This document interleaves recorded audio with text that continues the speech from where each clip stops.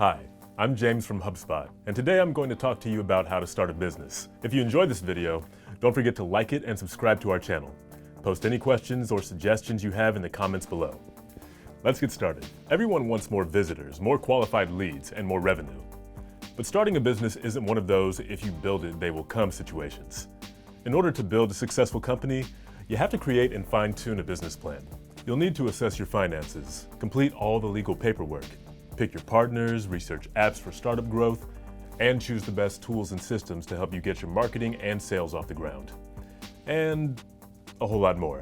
Don't worry, we're here to help. To start, we've put together a complete guide on how to start a business.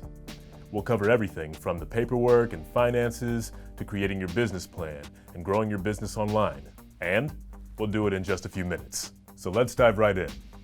Number 1, download a business plan template. Before you begin your business plan, download this business plan template. It provides an outline for you to follow and simplifies the process.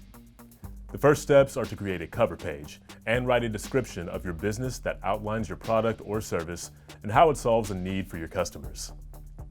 The next step is to work on the company description, which provides detail on how your company will be organized and includes the mission statement.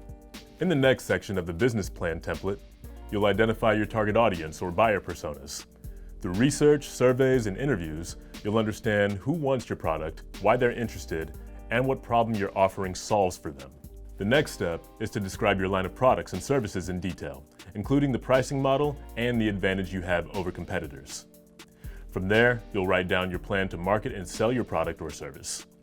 You'll also identify your growth plan and set targets and measures for your marketing and sales activities. Then, you'll determine which legal structure your business will have, LLP, sole proprietorship, etc., and if there are any other legal factors you need to consider, for example, permits, licenses, health codes. Finally, financial projections will be made, and short-term and long-term goals will be set for the business. Number 2, create a business plan. A business plan is a living document that maps out the details of your business. It covers what your business will sell, how it will be structured, what the market looks like, how you plan to sell your product or service, what funding you'll need, what your financial projections are, and which permits, leases, and other documentation will be required. Business plans are more short and concise today than they used to be. It might be tempting to include all the results of your market research and flesh out every single product you plan to. And you should know these details. Just keep them elsewhere. When it comes to your business plan, exclude everything but the meat and potatoes from the plan itself.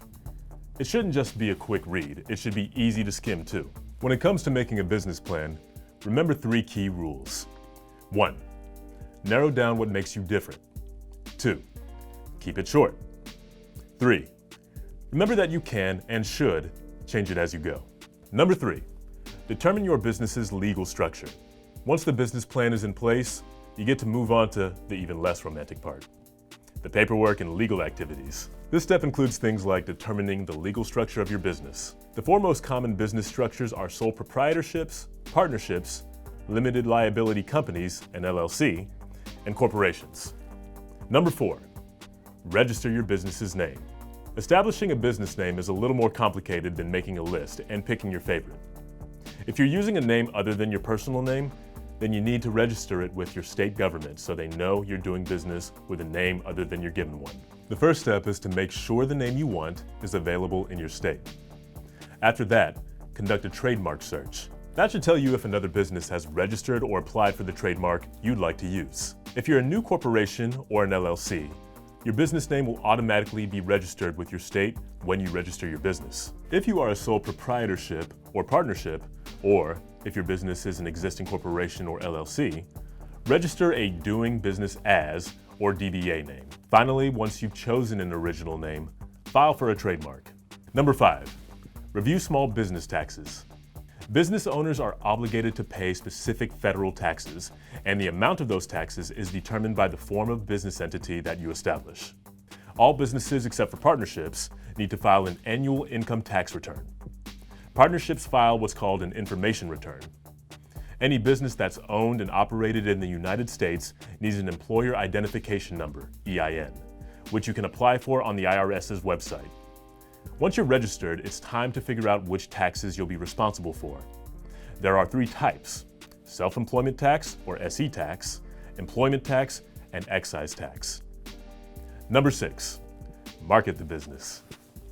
A new company needs to start drumming up interest for its product or service, even before it's ready to ship. But there are a million different platforms and avenues you can use to drive awareness. So where on earth do you start? It all comes down to your target customer. You won't be able to position what you're selling to meet customers' needs without knowing who they are. One of the very first questions you need to ask yourself is, who wants what I'm selling? Who would find it useful? Who would love it? In addition to researching your target customer, when you're first starting a business, you'll need to build the foundation for a strong brand identity. With your target customer and your brand identity under your belt, you can begin building the core marketing elements of your small business, which includes your website, your blog, your email tool, your conversion tool, and your social media accounts. Then, once you started building an online presence and creating awareness for your business, you need to generate the leads that will close into customers. Number 7, sell your products and services. First, set up your sales infrastructure. By taking the time to set up your sales process from the get-go, you'll avoid painful headaches that come with lost data down the line. Start with the CRM, which is a central database where you can keep track of all your clients and prospective clients in one place. There are loads of options out there, and you'll want to evaluate the CRMs that cater to small businesses. And no, Excel doesn't count. Then identify your sales goals. How much revenue do you need, and how many products do you need to sell to hit that target?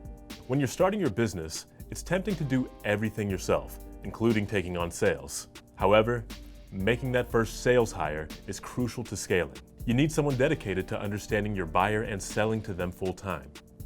Efficiency is key. Put together a sales process. That way you spend less time pouring through records and calling the wrong prospects and more on strategy and actual selling.